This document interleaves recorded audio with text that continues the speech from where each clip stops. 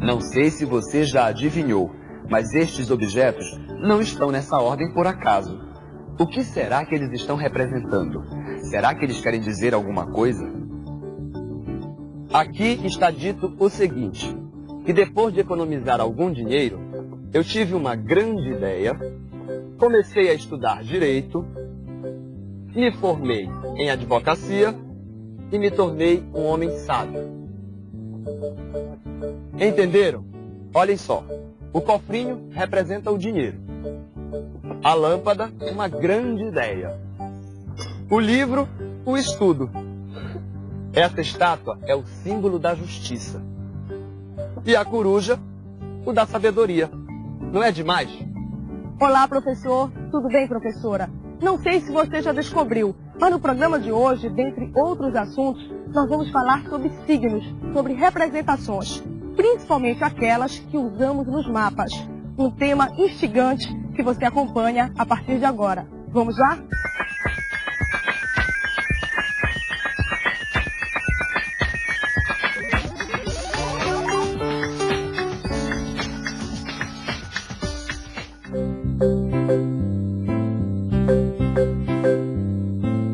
O que será que esses alunos fazem tão compenetrados? Será que eles estão fazendo um mapa? Bem, para responder a essas perguntas e entender exatamente o que está acontecendo, acho melhor voltar um pouquinho no tempo e começar pelo começo.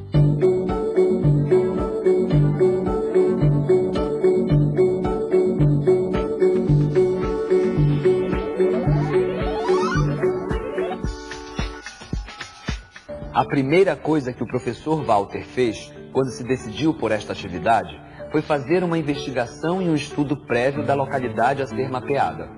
Para isso, ele observou atentamente o espaço à sua volta. Apesar de morar há anos ali, o professor se surpreendeu com as coisas que foi descobrindo e anotando, registrando os dados que serviriam de base para o mapa que seus alunos iriam fazer. Quando falamos em mapa, é quase certo que a primeira imagem que nos vem à cabeça é essa aqui, a do mapa do Brasil, que quase todo mundo conhece. Mas e o mapa da sua localidade? Você já viu se a sua localidade tem um mapa? O professor Walter nunca tinha visto, os seus alunos também não. E foi daí que ele resolveu desenvolver essa atividade que vai possibilitar os seus alunos a fazerem justamente isso, um mapa do local onde vivem.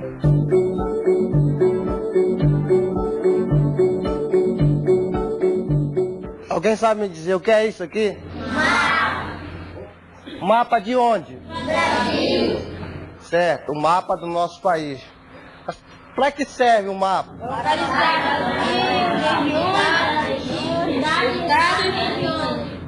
Alguém sabe como é feito o mapa? Que tipo de informações podemos encontrar no mapa?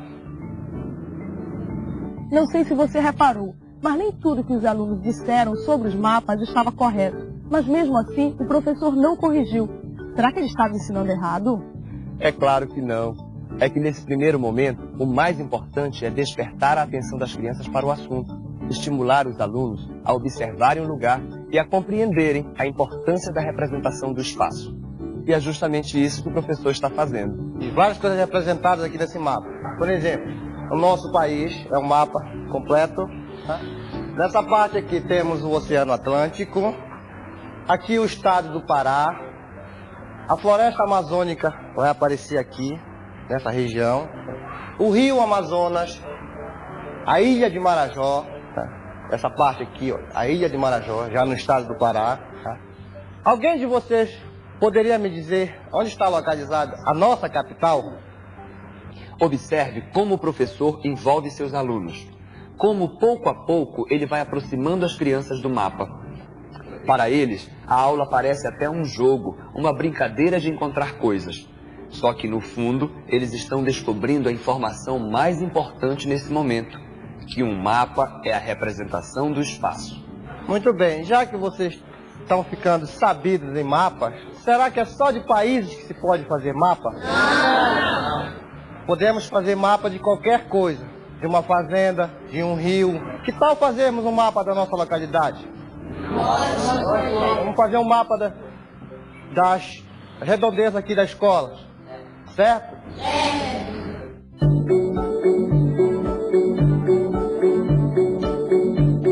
Agora que os grupos já estão divididos, Para mapear a localidade, o professor dividiu a sala em 4 grupos. Observe pelo desenho que ele fez que cada grupo vai partir de um dos lados da escola. O professor também determinou o limite do mapeamento. Para isso, escolheu 4 pontos de referência bem conhecidos dos alunos. O grupo 1 vai da escola até o trapiche. O 2 até a caixa d'água. O grupo 3 até a igreja Assembleia de Deus. E o 4 da escola até as ruínas do presídio.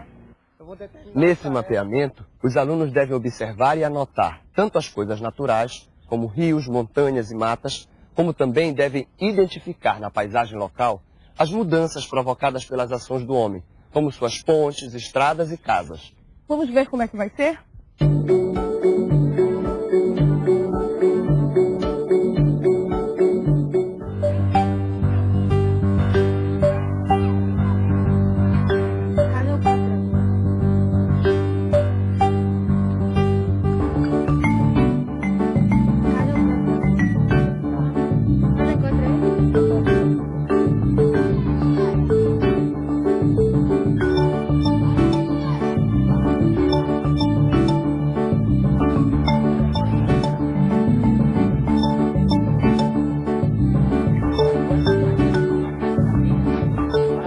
Essa atividade é muito interessante, porque além de colocar os alunos em contato com o mundo dos mapas, também desenvolve nas crianças a sua capacidade de observação, fazendo com que elas investiguem o ambiente em que vivem. Mas tem um detalhe.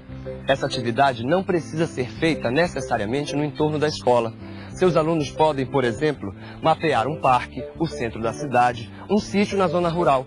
Enfim, há várias possibilidades de mapeamentos. Você pode levar os seus alunos para um ponto bem elevado, como o alto de um morro ou a torre de uma igreja, e pedir para eles mapearem a partir do que conseguem ver.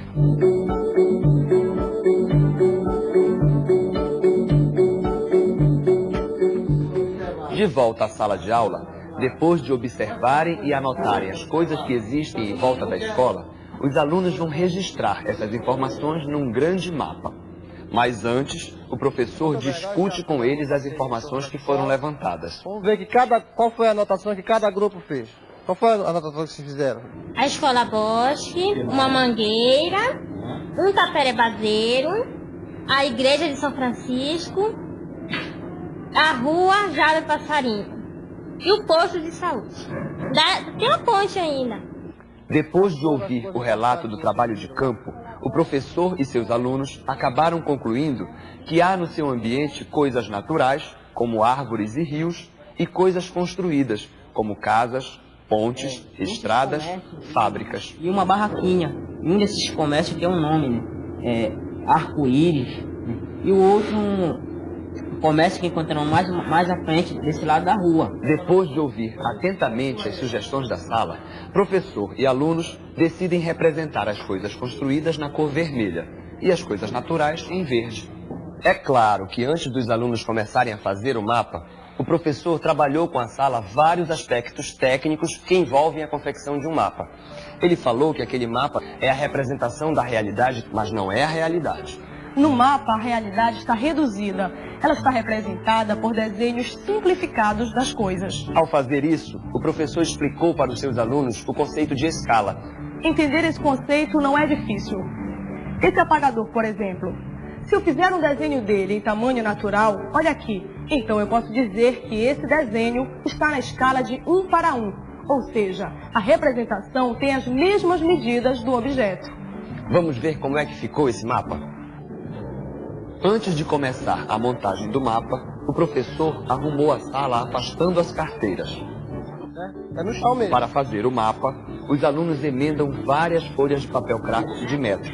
Mas você também pode usar papel de embrulhar carne, cartolina, caixas de papelão.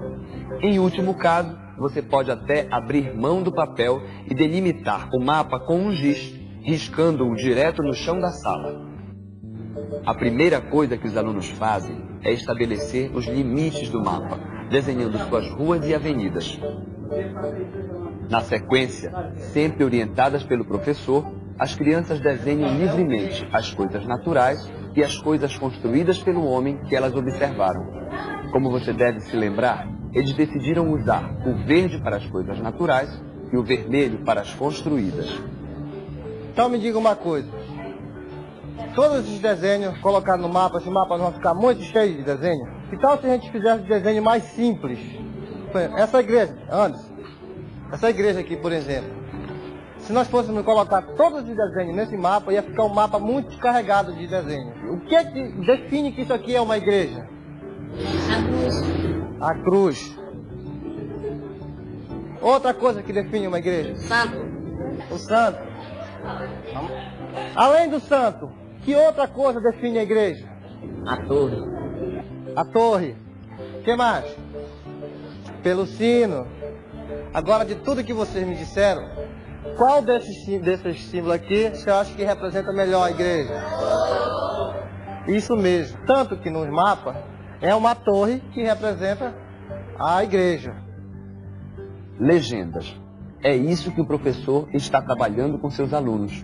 Raciocinando junto com eles, ele vai levando-os a descobrir a lógica que está por trás das legendas. Se as pessoas vão a um hotel para dormir, nada mais lógico que seu símbolo seja uma cama. Da mesma maneira que um prato com um garfo e faca represente um restaurante. Quando o professor trabalha as legendas dos mapas com seus alunos, não são apenas os conteúdos de geografia que estão sendo trabalhados. Essa questão que tem a ver com signos e símbolos, como pensamento e linguagem, também está presente em psicologia e códigos e linguagens. Mas e o nosso mapa? Será que já está pronto? Depois de desenharem e recortarem todas as legendas, as crianças partem para a etapa final do mapa. Agora é só descobrir onde está cada coisa e ir rolando no mapa. Veja que as legendas que as crianças fizeram traduzem os símbolos. Isso é que é mapear sua localidade. Essa atividade, além de colocar os alunos em contato com o mundo dos mapas, também é importante porque faz com que as crianças observem e descubram as ações do homem e da natureza no espaço geográfico, no ambiente onde vivem. Afinal, conhecer a própria localidade é o primeiro passo que devemos dar se quisermos transformá-la num lugar melhor, não é mesmo? É, mas não pense você que essa atividade se limita ao universo da geografia. Dinâmica, ela também pode ser explorada para se trabalhar os conteúdos de linguagens e códigos. Vamos ver por outro ângulo?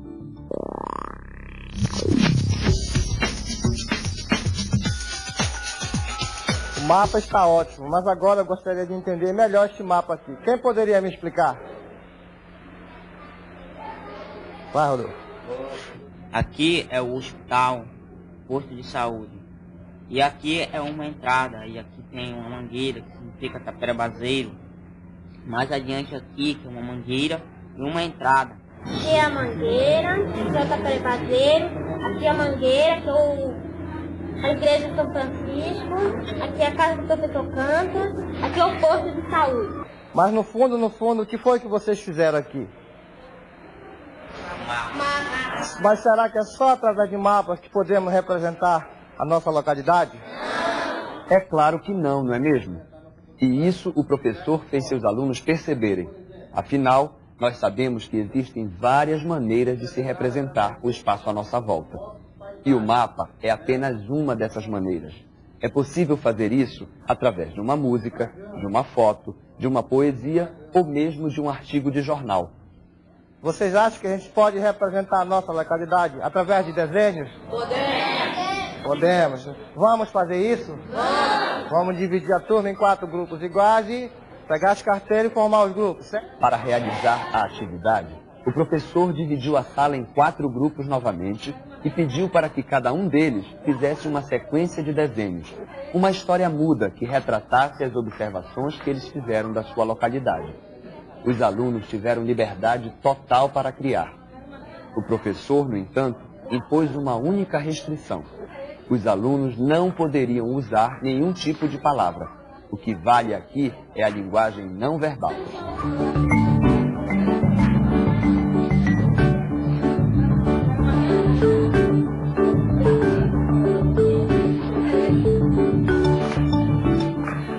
Como vocês podem perceber, cada grupo fez um tipo de desenho. Então, agora eu vou perguntar para vocês. O que vocês acham que representa cada desenho que o grupo 1 fez? O que representa esse desenho para vocês? Com essa atividade, o professor está querendo mostrar para seus alunos que um mesmo desenho pode ter vários significados e que a interpretação de quem lê nem sempre coincide com a intenção de quem fez o desenho. É vocês que falaram isso. Agora eu quero saber do grupo 1 se foi isso que eles acharam dos desenhos. É isso? Como está dando para perceber, nem tudo que as crianças acharam desses desenhos tem a ver com o que o grupo queria expressar.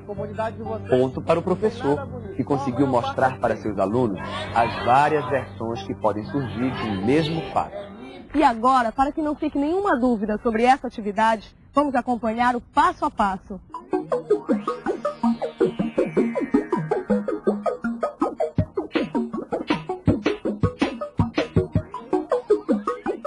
Antes de aplicar a atividade, o professor fez uma rápida pesquisa sobre o espaço onde vive.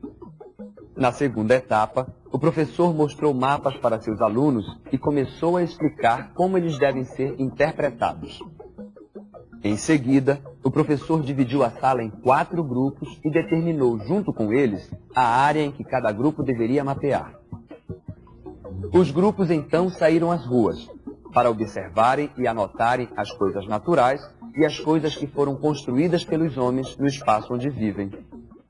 Por fim, os alunos prepararam a base do mapa, unindo várias folhas de papel, desenharam o que foi observado, transformaram esses desenhos e seus significados em legendas e finalizaram o mapa.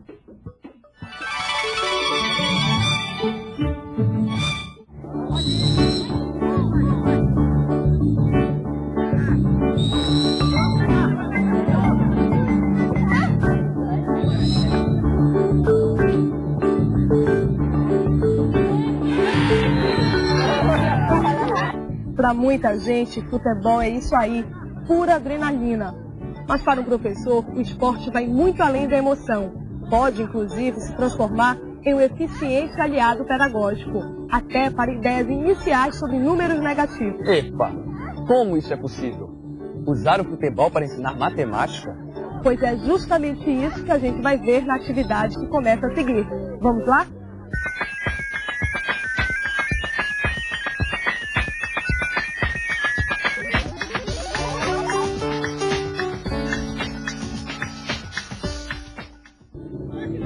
Quando o professor Walter teve a ideia de usar o futebol para trabalhar com números negativos, ele teve a preocupação em não mexer com as regras do jogo já conhecidas pelas crianças. O que ele fez foi criar novas formas de pontuação. Nesse novo futebol, a vitória não vem apenas com gols, mas também com pontos, que os times ganham e perdem conforme o jogo avança.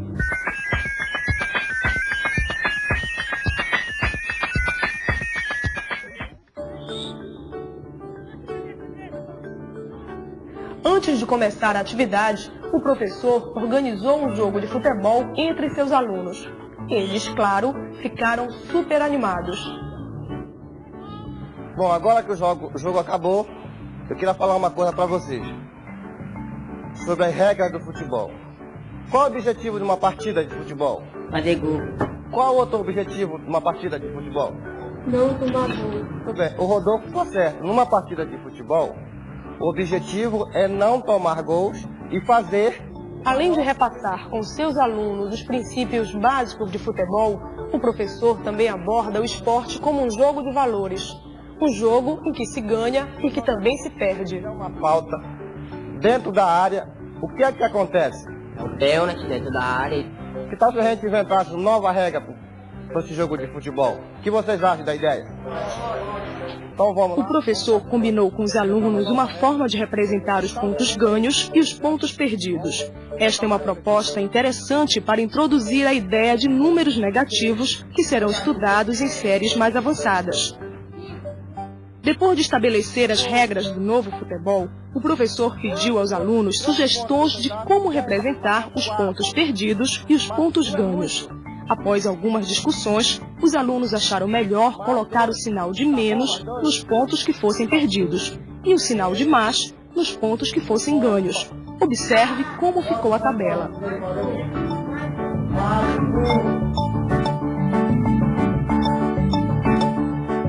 Você viu como o professor foi hábil? A gente sabe que ele até criou algumas regras, mas em vez de impor essas regras para a sala, ele preferiu envolver seus alunos para juntos determinarem a nova pontuação. Com isso, além de envolver seus alunos, o professor já começa a colocá-los em contato com o mundo dos números negativos.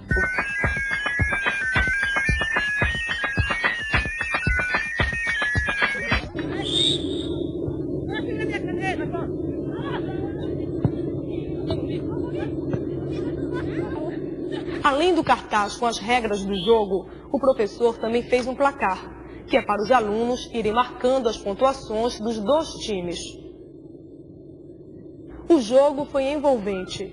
O professor deixou que as próprias crianças fizessem as vezes de juiz e de marcador de placar. Sua intenção era clara: deixar nas mãos dos alunos toda a responsabilidade pelo andamento do jogo e pela marcação dos pontos.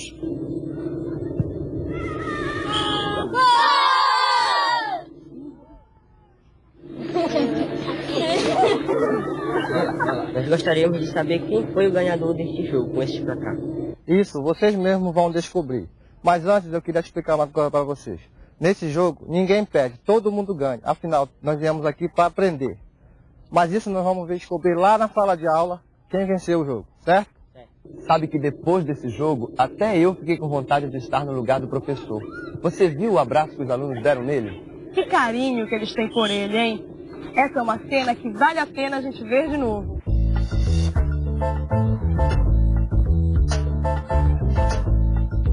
Essa afetividade que o professor conquistou é mais uma prova de que ele está no caminho certo.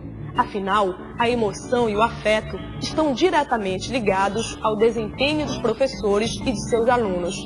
Uma relação afetuosa, além de gerar mais confiança, também torna o aprendizado mais dinâmico e eficiente.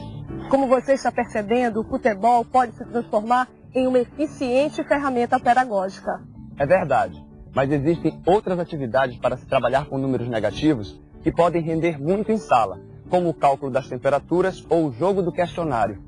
Acho que vale a pena você dar uma olhada nelas, que estão explicadas em detalhes no Guia de Estudos de Matemática da Unidade 2. E por falar em gol, que time afinal ganhou o jogo dos números negativos?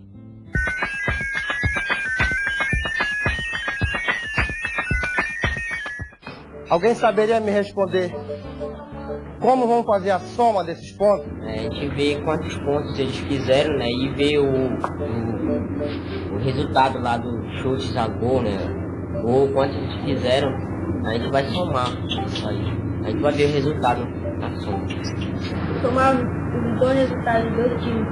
Todo mundo trabalhando, todo mundo pensando e ver qual foi a equipe vencedora. Você reparou que o professor, mais uma vez, não explicou em detalhes como as contas deveriam ser feitas. E isso não é uma falha pedagógica, não. É uma decisão consciente e acertada do professor, que dessa maneira está trabalhando para desenvolver a capacidade de raciocínio de seus alunos. Quem ganhou afinal? Fácil de responder. O time do Fla perdeu 5 pontos e ganhou 5 pontos, ficando com 0 ao final do jogo. O time do Flu perdeu 2 pontos e ganhou 6 pontos. Ficou então com 4 pontos e foi o vencedor. E para não ficar nenhuma dúvida sobre a atividade, que tal a gente rever passo a passo todas as suas etapas?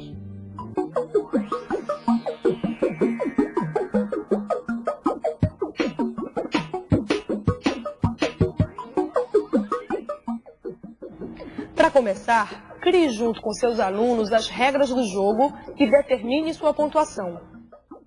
Depois, envolva a sala e detalhe com os alunos as novas regras que foram criadas. Durante o jogo, deixe que os próprios alunos se organizem e marquem os pontos de cada equipe. Por fim, peça para seus alunos somarem os pontos positivos e negativos. Um dos aspectos que mais chamou a atenção nessa atividade que a gente acabou de ver foi o fato do professor Walter ter criado uma nova pontuação para o futebol, uma postura criativa que certamente poderia estar muito mais presente no dia a dia dos professores.